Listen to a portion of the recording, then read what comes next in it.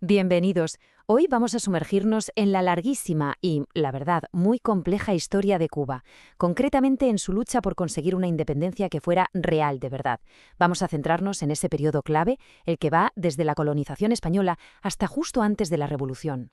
Y para empezar, vamos a poner sobre la mesa una idea que es la clave de todo. Ojo con esto. Esa independencia que Cuba consiguió en 1902 fue en realidad un espejismo, casi una farsa legal. Y la pregunta es, ¿por qué? ¿Cómo se llega a esta afirmación tan contundente? Pues vamos a verlo, vamos a desgranarlo paso a paso. A ver, para entender la Cuba del siglo XX no nos queda otra que rebobinar y mucho, casi 500 años atrás. Tenemos que irnos a los mismísimos orígenes, a una fundación que desde el minuto uno se construyó sobre unos cimientos de pura y dura explotación. Claro, todo empieza en 1492 con la llegada de Colón, pero lo que vino justo después fue un patrón de una brutalidad, inimaginable. Primero, el exterminio de la población originaria, los taínos, y para sustituirlos, ¿qué se hizo? Traer mano de obra esclava desde África. Así que durante siglos, hay que tenerlo claro, Cuba no era un país, era básicamente una gigantesca plantación, una mina de recursos para un imperio que estaba a miles de kilómetros. Venga, vamos a dar un salto grande en el tiempo. Nos plantamos a finales del siglo XIX. Para este momento, el pueblo cubano ya lleva décadas luchando contra el dominio español, y ese anhelo de libertad, esa idea de ser un país de verdad, empieza a tomar una forma muy concreta. Y justo ahí, en el corazón de toda esa lucha, aparece una figura que es absolutamente fundamental, José Martí. Martí, en 1892, hace algo que lo cambia todo.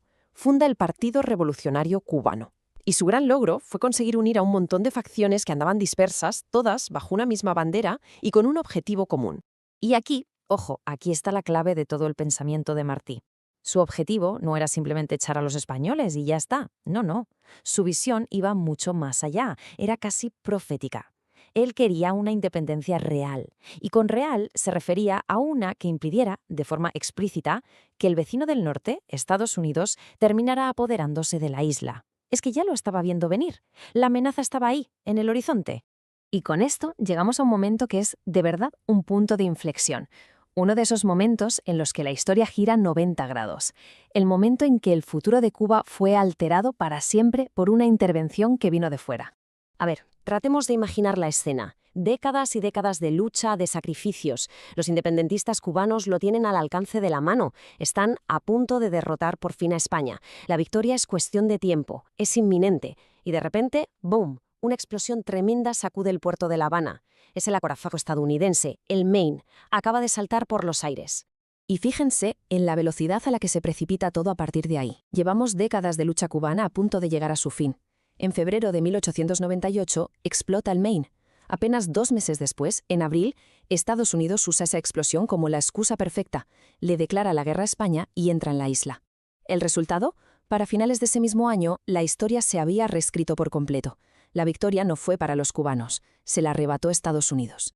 Vale, España ya está fuera de juego. Entonces, ¿qué vino después? ¿Llegó por fin la libertad tan ansiada? Pues no.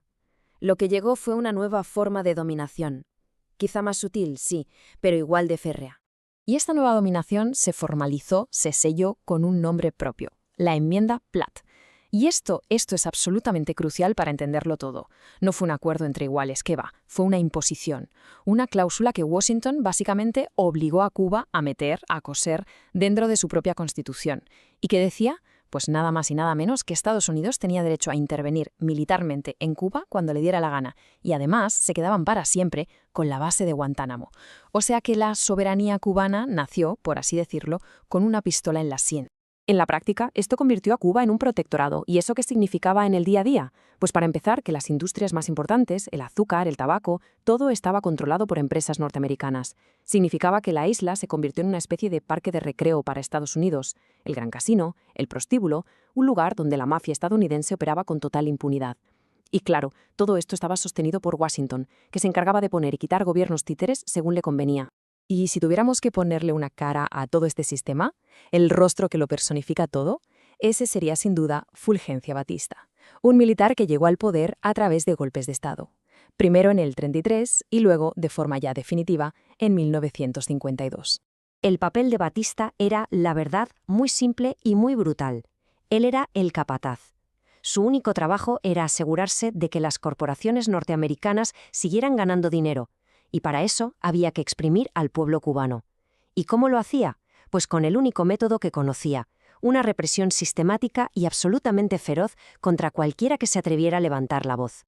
Entonces, llegados a este punto, pensemos, después de casi 50 años de una independencia que se prometió pero que fue secuestrada, que fue pervertida, primero por un imperio y luego inmediatamente por otro, la pregunta es casi obligada, ¿verdad?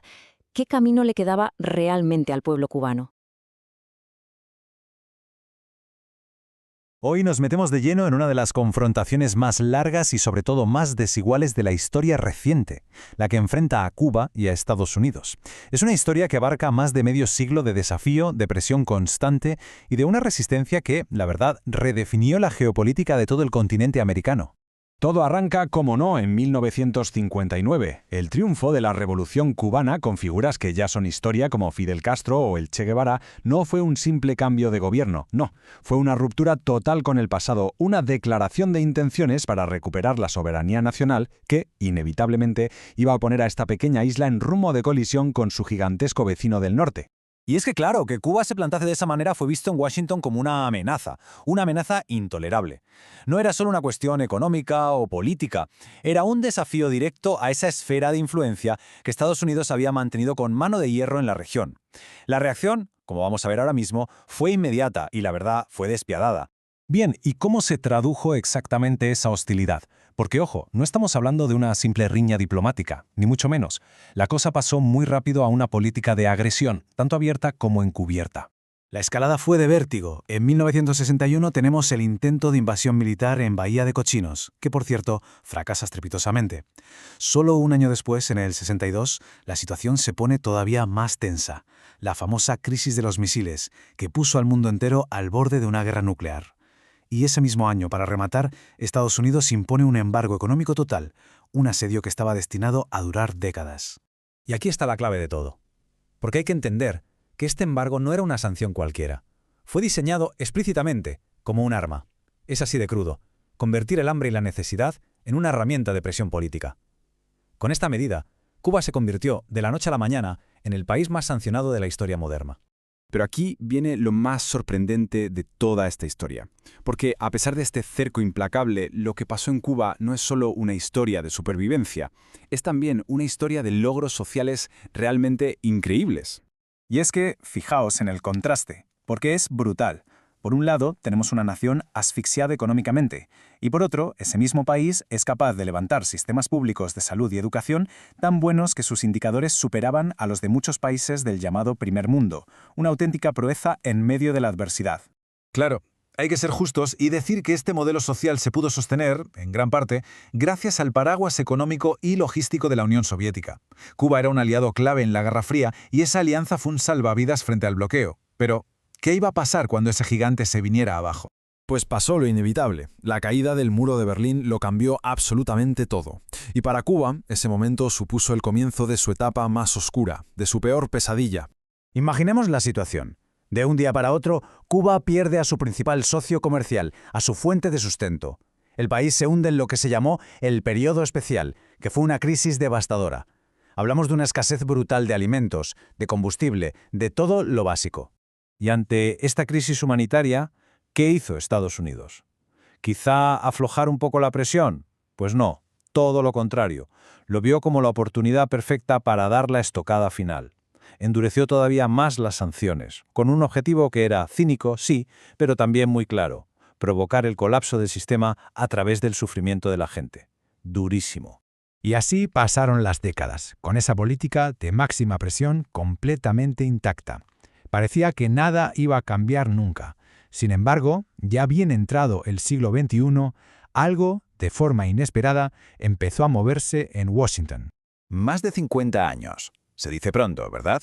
Medio siglo manteniendo una política de hostilidad sin pausa. Una política que, además, para muchos era evidente que no había logrado su objetivo principal, que era derrocar al gobierno cubano. Hasta que, en 2014, llega el momento histórico. La propia administración de Barack Obama admite públicamente lo que ya era un secreto a voces: que el embargo, después de tantísimos años, había sido un fracaso. No había conseguido los resultados que buscaba y solo había servido para castigar al pueblo cubano. Este reconocimiento abrió una pequeña puerta a lo que se llamó el deshielo. Se restablecieron las relaciones diplomáticas, se reabrieron las embajadas, gestos que eran impensables solo unos años antes. Pero, y este es un pero muy grande, el núcleo duro del asedio, toda esa maraña de sanciones del bloqueo económico, en realidad nunca se levantó del todo. Y todo esto nos lleva a una reflexión final casi obligada. Cuando una política se mantiene durante más de medio siglo, no consigue sus objetivos, causa un sufrimiento humano incalculable y al final sus propios impulsores la califican de fracaso. ¿Qué nos dice eso sobre esa política? ¿Qué legitimidad le queda? Hoy vamos a hablar de algo que está pasando ahora mismo, la política de máxima presión de Estados Unidos contra Cuba. Vamos a ver cómo funciona este asedio moderno, cuáles son sus consecuencias devastadoras y, sobre todo, cómo un pueblo entero se niega a rendirse. Empezamos.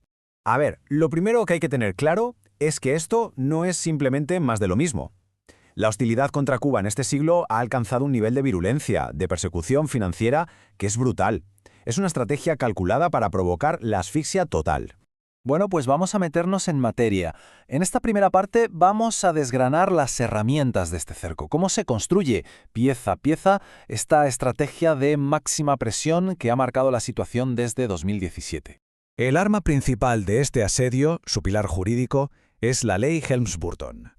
Y su clave es que es una ley con tentáculos. Convierte un bloqueo que debería ser bilateral en una auténtica persecución global.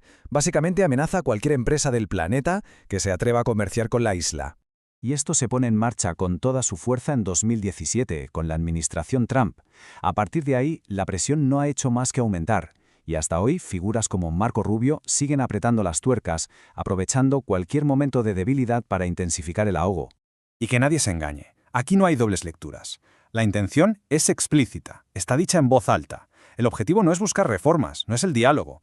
Es, literalmente, provocar el colapso total, la destrucción completa del sistema cubano.